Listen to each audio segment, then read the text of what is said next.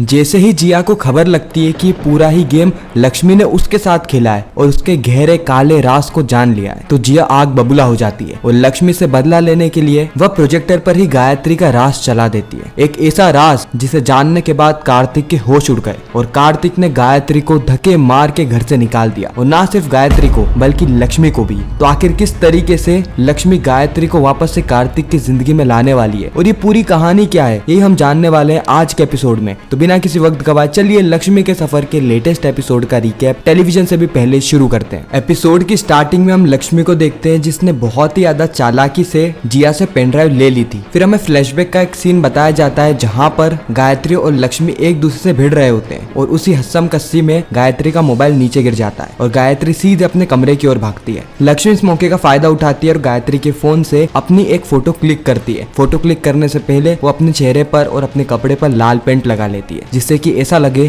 कि गायत्री ने उसको मार दिया है, और वह फोटो क्लिक करके वो सीधे भेजती है जिया को और जिया वो फोटो देखकर ही उतावली हो जाती है। उसके बाद का सीन तो हमने लास्ट एपिसोड में देखा ही था कि किस तरीके से लक्ष्मी ने गायत्री के फोन से जिया को मैसेज किया और जिया को एक सुनसान लोकेशन पे बुलाया जहाँ पे लक्ष्मी खुद ही एक डेड बॉडी बन के लेटी हुई थी। और लक्ष्मी का प्लान भी सफल हो गया क्योंकि लक्ष्मी को वह पेन ड्राइव मिल गई जिसके लिए जिया गायत्री को ब्लैकमेल कर रही थी। अब लक्ष्मी उस पेन ड्राइव को डायरेक्ट अपने फोन में लगाती है और उसके बाद वो वीडियो देख लेती है। जी हाँ, यहाँ पर एक बहुत बड़ी मिस्टेक है कि लक्ष्मी पेन ड्राइव को फोन में लगा लेती है। हालांकि बहुत कम ऐसी पेन ड्राइव है जो कि फोन में लगती है, लेकिन एक एंगल से आप देखोगे तो वह ऐसी पेन ड्राइव थी जो कि सिर्फ लैपटॉप में लग सकती है और दूसरे एंगल में हमें वही की वही पेन ड्राइव फोन में कनेक्टेड बताई है। खैर, वो पेन ड्राइव कनेक्ट करके गायत्री के सारे ही राज के बारे में लक्ष्मी जान लेती है कि लक्ष्मी की शादी गायत्री ने अपनी इच्छा से नहीं करवाई। पहले लक्ष्मी को लगता था कि गायत्री ने लक्ष्मी को चूज करा है असल कार्तिक की वाइफ, लेकिन अब उसे असलियत पता चली कि उसने ऐसा सिर्फ और सिर्फ जिया और कार्तिक को अलग करने के लिए किया है। और यह बात सुन के मानो लक्ष्मी के पांव तले जमीन खिसक जाती है। लक्ष्मी एक सदमे में आ जाती है। लक्ष्मी अपने घर में भी बहुत ज्यादा शौक थी। उसी वक्त कार्तिक आता है और कहता है कि महालक्ष्मी, लेकिन लक्ष्मी सुनती नहीं है। फिर कार्तिक वापस से कहता है महालक्ष्मी तुम कहाँ खोई हुई हो, अभी हमें इतनी सारी डेकोरेशन करनी है, इतनी सारी तैयारी करनी है और तुम तो पता नहीं कौन सी दुनिया में खोई हो। लक्ष्मी कहती कि नहीं कार्तिक जी, मैं बस किसी काम से बाहर गई थी और पता नहीं क्या मेरे दिमाग में चल रहा था। उसी वक्त कार्तिक कहता है कि तुम अभी कोई भी काम नहीं करोगी, तुम सिर्फ और सिर्फ मेरी मदद करोगी क्योंकि आज के दिन है मदर्स डे और हम सभी लोग मिलके माँ को एक बहुत बड़ा सरप्राइज देने वाले हैं। इसलिए मैं चाहता हूँ कि तुम मेरी मदद करो क्योंकि तुम्हारे बिना मैं ये पूरा प्रोग्राम ऑर्गेनाइज ही नहीं कर पाऊंगा। अगले ही सीन में हम जिया को देखते हैं जो कि हेयर स्पा करवाने आई होती है। साथ ही वो मनी मन में कहती है कि अब लक्ष्मी का तो काम तमाम हो गया है, इसलिए मैं हेयर स्पा क्या अपने आप को इतना डेकोरेटेड करूंगी कि कार्तिक मुझे देखकर कहेगा कि जिया मुझे पुराना प्यार वापस आ गया है। जिया यहाँ पे हंसी मजाक कर रही होती है अपने आप से ही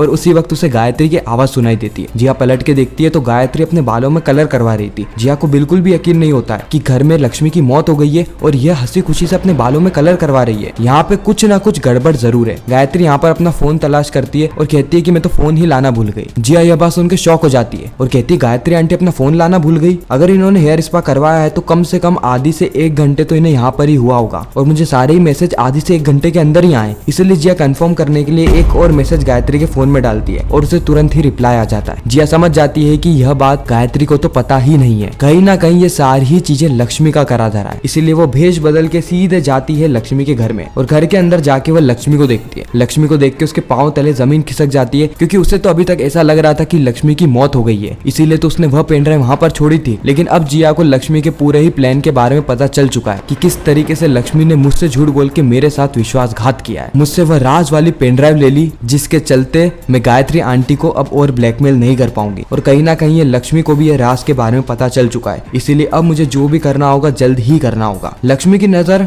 नजर एक काम करने वाले पर पड़ती है। लक्ष्मी उसकी तरफ आगे बढ़ती है लेकिन कार्तिक उसे रोक के कहता है कि महालक्ष्मी तुम कहाँ जा रही हो, तुम मेरे साथ आओ। और जिया यहाँ पर बच जाती है लेकिन जिया का दिमाग अभी भी चल रहा होता है और जिया एक बहुत तगड़ा प्लान भी बनाती है जो कि हमें एपिसोड में आगे पता चलेगा। इस वक्त तक गायत्री भी घर आ गई होती है और गायत्री का होश और उल्लास से स्वागत किया जाता है। लक्ष्मी, कार्तिक, संजना, उमेश सभी लोग बहुत ज्यादा खुश होते हैं और ना सिर्फ वो गायत्री का स्वागत करते हैं बल्कि गायत्री के लिए इतनी बड़ी पार्टी भी ऑर्गेनाइज करते हैं। गायत्री सबको देख के बहुत ज्यादा खुश हो जाती है, उसकी आंखों से आंसू आ जाता है। उसके बाद कार्तिक कहता है कि माँ आप रोइए मत, सबसे पहले तो आप केक काटिए, उसके बाद हम आगे की बातचीत करेंगे। उसके बाद हम देखते हैं कि गायत्री केक काटती है और सभी लोगों को खिलाती है। सभी लोग यहाँ पे बहुत ज्यादा खुश होते हैं। उमेश कहता है कि गायत्री तुम मेरी माँ तो नहीं हो इसलिए मैं तुम्हें मदर्स डे तो नहीं कह सकता, लेकिन तुमने इन प्यारे प्यारे बच्चों को जन्म देके मुझे फादर जरूर बनाया है, इस बात के लिए मैं तुम्हें थैंक यू तो कह ही सकता हूँ। उसके बाद हम देखते हैं कि संजना भी गायत्री को केक खिलाती है। उसके बाद कार्तिक भी केक खिलाता है और अब बारी थी लक्ष्मी की। लक्ष्मी कहती है कि माँ, आप मेरी सगी माँ तो नहीं है, लेकिन मैंने आपको उनसे भी बढ़ के माना है, इसीलिए क्या आप मेरे हाथ से केक खाएंगी? गायत्री कहती है कि क्यों नहीं लक्ष्मी। उसके बाद जैसे ही गायत्री केक खाती है उसी वक्त वह केक लक्ष्मी जानबूझ के गायत्री की साड़ी पे गिरा देती है। जी हाँ, लक्ष्मी जानबूझ के गायत्री की साड़ी पे गिराती है क्योंकि लक्ष्मी को गायत्री से बहुत इंपॉर्टेंट बात करनी थी जो कि पब्लिक में नहीं की जा सकी, इसीलिए उसको प्राइवेट जगह में जाना था। वो गायत्री को फोर्स करती है कि अब हमें फोटो खिंचाना है, इसलिए आप जल्द से जल्द साड़ी चेंज करके आ जाओ। गायत्री कहती है कि लक्ष्मी, जब तुम्हें केक खिलाना आता ही नहीं है तो तुम केक खिलाती क्यों? इसीलिए गुस्से में गायत्री निकल जाती है अपनी ड्रेस चेंज करने के लिए और लक्ष्मी बाथरूम के बाहर ही इंतजार कर रही होती है कि कब गायत्री बाहर आएगी और वह गायत्री से सवालों की बौछार लगाएगी। गायत्री के बाहर आते ही वह चौंक जाती है, कहती है कि लक्ष्मी, तुम मेरे बाथरूम के बाहर क्यों खड़ी हो? वापस से मुझे गंदा करना चाहती हो क्या? लक्ष्मी कहती है कि नहीं माँ, मैंने आपके ऊपर वो केक इसलिए गिराया था क्योंकि मुझे आपसे बहुत जरूरी बात करनी, और वह बात है जिया के उस राज को लेकर जिसके चलते आप इतने समय टेंशन में हो। मैंने कल रात को भी सारी बातें सुन ली थी कि जिया आपको किस तरीके से ब्लैकमेल कर रही थी। आप मुझे वो राज बता सकती हो? मैं आपकी बेटी की तरह ही तो हूँ और मैंने हर टाइम आपका ही तो साथ दिया है, कभी भी जिया का साथ नहीं दिया। आप प्लीज मुझसे एक बार उस राज को शेयर कर दीजिए। गायत्री कहती है कि राज राज राज राज, यह क्या राज लगा रखा है? मैंने तुम्हें कहा ना कि कोई भी राज नहीं है, और जिया किसी और बारे में बात कर रही थी, तुम्हारे कान बज रहे होंगे। लक्ष्मी कहती है कि माँ, आप मुझसे झूठ क्यों कह रही है? गायत्री कहती है कि मुझे इसके बारे में अब कोई भी बात किसी से भी नहीं करनी। उसी वक्त वहाँ पर संजना आ जाती है और लक्ष्मी को जबरदस्ती वहाँ से ले जाती है प्रोग्राम के लिए। अब लक्ष्मी को भी टेंशन होने लगती है कि आखिर वो अब आगे करे तो करे क्या वो कार्तिक को सच बता दे? फिर वो सोचती है कि अगर मैंने ऐसा किया तो माँ का और कार्तिक जी का रिश्ता पूरी तरीके से डिस्ट्रॉय हो जाएगा, और लक्ष्मी ऐसा बिल्कुल भी नहीं चाहती क्योंकि लक्ष्मी इस घर में आई है घर को जोड़ने के लिए, ना कि घर को तोड़ने के लिए। जस्ट अगले ही सीन में हम देखते हैं कि कार्तिक ने एक बहुत ही अच्छा और उसका फेवरेट गाना अपनी माँ के लिए लिखा होता है। वो सबसे पहले उस गाने को गाता है और वो गाना इतना ज्यादा इमोशनल होता है कि गायत्री की आंखों से आंसू आ जाते हैं। गायत्री बहुत ज्यादा खुश हो जाती है क्योंकि आज ही का दिन उसके लिए उसकी लाइफ का सबसे स्पेशल दिन है।